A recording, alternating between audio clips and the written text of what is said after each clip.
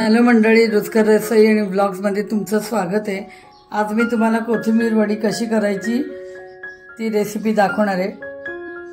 तर ही कोथिंबीरीची एक जुडी घेतलेली आहे मी, जी एकदम फ्रेश आहे। ही बघा, पानं अशा पद्धतीचे घ्यायचे आणि हे दांडके जे हे त्याच्या दांड्या आहेत, देठा आहेत, ती अतिशय कोवळी आहेत, त्यामुळे मी ती पण घेतलेली आहे।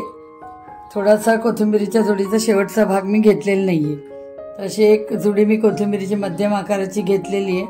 तर आता वडी कशी करायची ती मी तुम्हाला दाखवते। आता आपण ही कोथिंबीर बारीक चिरून घेतली, अशी एक जुडी कोथिंबीर घेतली, ती मगाशी तुम्हाला मी दाखवली। आता ही बारीक चिरून घेतली। आता ह्याच्यात काय काय आपण मसाले घालायचे ते सांगते मी तुम्हाला। एक चमचा जिरे पावडर घालतीये, एक चमचा धने पावडर, आवडा चमचा घेतलेला आहे, तिखट अर्धा चमचा, तिखट तुमच्या आवडीनुसार घालू शकता तुम्ही, आमच्याकडे तिखट जास्त खात नाही। अर्धा चमचा हळद, मीठ चवीनुसार, एक चमचा मीठ टाकते, थोडीशी साखर अर्धा चमचा। हे सगळं कालवून घ्यायचंय। हे सगळे मसाले असे कालवून घ्यायचेत आपल्याला।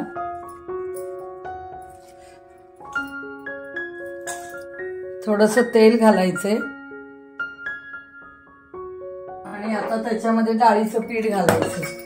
हे तेल आपण आता कालवून घेऊया, लावून घेऊ सगळीकडे।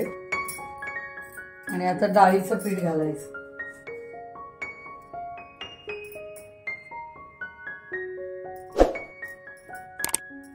दोन वाटी मी जवळजवळ डाळीचं पीठ घातलंय।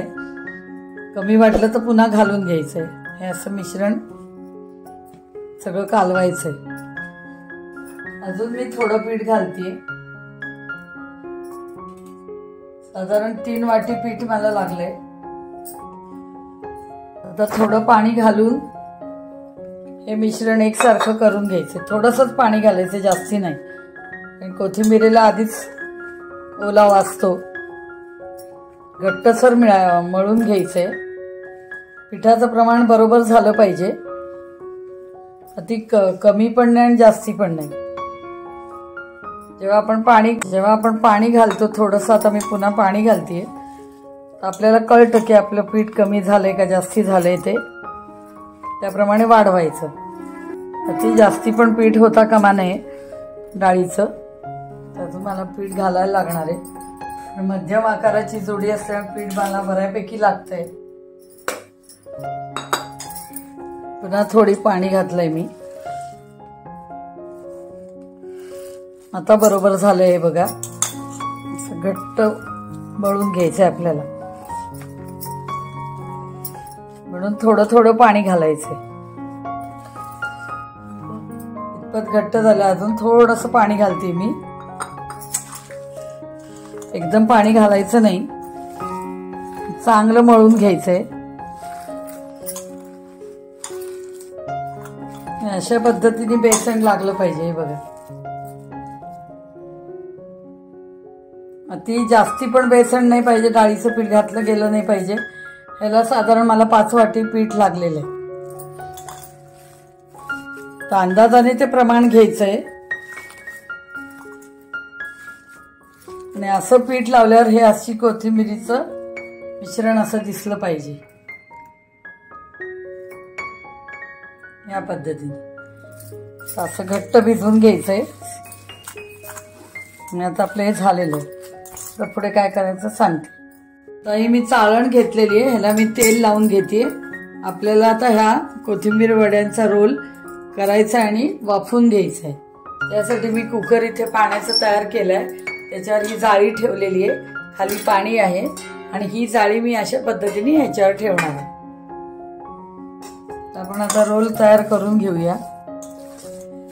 रोल तयार करत असताना हाताला पाणी किंवा तेल लावा। अशा पद्धतीने मी तेल लावते, म्हणजे आपल्या हाताला चिकटणार नाही। रोल तयार करायचे, जसे आपण आळूवडीचे रोल करतो तसेच करायचे। हे बघा, हे असे रोल व्यवस्थित करून घ्यायचे। पुन्हा मी तेल लावून घेते।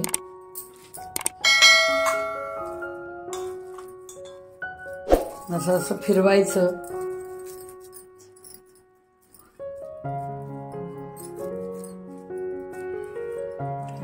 असा रोल तयार करायचा.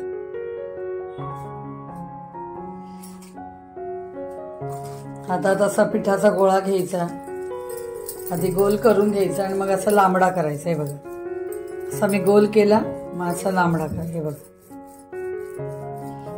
हे बघा. आणि लांबवण्यासाठी थोडासा असा लांब ओढायचा, किंचित अलगद हाताने, कि मग त्याची लांबी वाढते.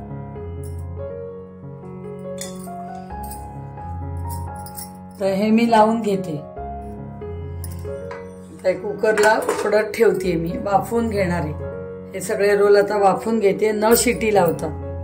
साधारण 10 ते 12 मिनिटं ठेवणार आहे. शिटी लावायची नाही जेव्हा आपण कोथिंबिरीचे रोल वाफवून घेतो तेव्हा. शिटी काढलेली आहे. आता मी झाकण लावते. गॅस चालू करते. साधारण 12 ते 15 मिनिटांनी मी गॅस बंद करणार आहे. 10-12 मिनिटं लागतातच. मीडियम गॅस ठेवलेला आहे. नंतर वाफून झाल्यावर तुम्हाला रोल मी दाखवते. आता आपण कुकर उघडून बघूया. वाफेवर ठेवले होते.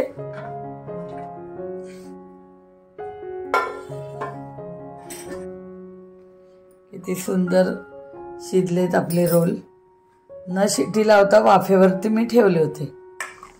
आता हे गार झाल्यानंतर वड्या पाडायच्या ह्याच्या आणि मग तळून घ्यायचे. आता हा मी रोल घेतलेला आहे जो आपण वाफवून घेतला होता. आता त्याच्या आपण वड्या पाडायच्या. जरा तेल लावून घेते सुरीला.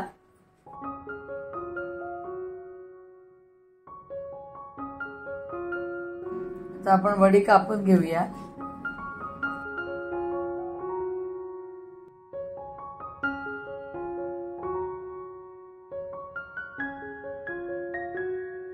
अशा पद्धतीने वड्या आपण करून घ्यायच्या आहेत, कापून घ्यायच्या आहेत.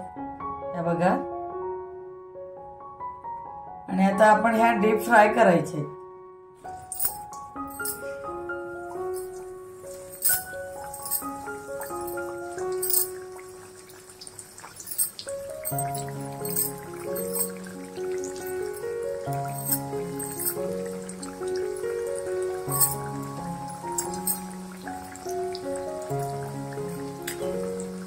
मीडियम पेक्षा गॅस कमी ठेवायचा. कोथिंबीर वडी तळताना, नाहीतर मग मोठा ठेवला तर वरतून ती चांगल्या पद्धतीने परतली पण आतमध्ये कच्चं राहील. त्यामुळे मीडियम पेक्षा गॅस कमी ठेवायचा आणि तळायचं. असं डीप फ्राय केलं तरी चालतं, नाही तर मग शॅलो फ्राय करायचं. चांगल्या गोल्डन कलर येईपर्यंत तळायचं. आता आपण हे त्याची बाजू उलटूया. आता आपण उलटून घेऊया. हे बघा, वडी आपली फुटली नाहीये, काही झालेलं नाही, व्यवस्थित तळली जाते. मीडियम पेक्षा थोडा गॅस कमी ठेवायचा आणि तांबूस बाजू झाल्यानंतरच उलटी करायची. वडी परतायची, म्हणजे बाजू बदलायची त्याची. रंग बघा कसा गोल्डन सोनेरी आलाय.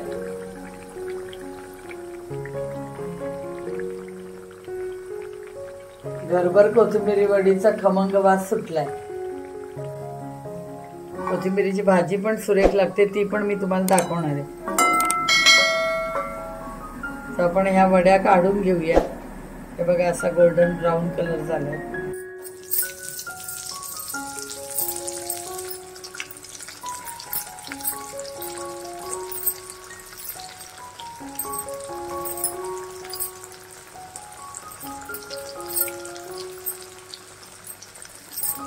पुन्हा आपण वड्या तळायला टाकले. आता आपण परतून घेऊया.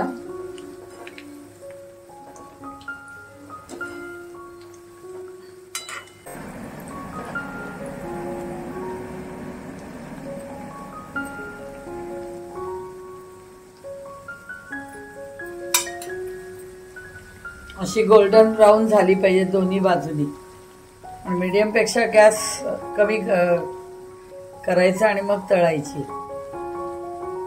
नाही तर काय होईल, आतून कच्ची राहील आणि वरतून चांगली खरपूस तळली जाईल. तर असं नको व्हायला, मोठा गॅस ठेवला तर असं होतं. आता आपण काढून घेऊया.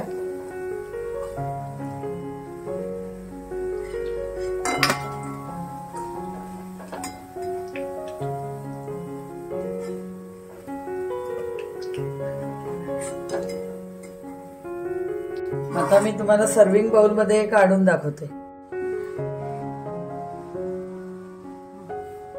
तर तुम्हाला आज मी कोथिंबीर वडी करून दाखवलेली आहे. कुठले कुठले मसाले घातले तेही तुम्हाला मी दाखवलेलं आहे. मी दाखवल्याप्रमाणे तुम्ही ही कोथिंबीर वडी करून बघा. आणि कोथिंबीर वडी बरोबर दही खायला देतात, दही खायला द्या. दह्याबरोबर जर कोथिंबीर वडी खाल्ली तर अतिशय सुरेख लागते. तर माझ्या रेसिपीला लाईक, शेअर आणि सबस्क्राईब करा. थँक्यू.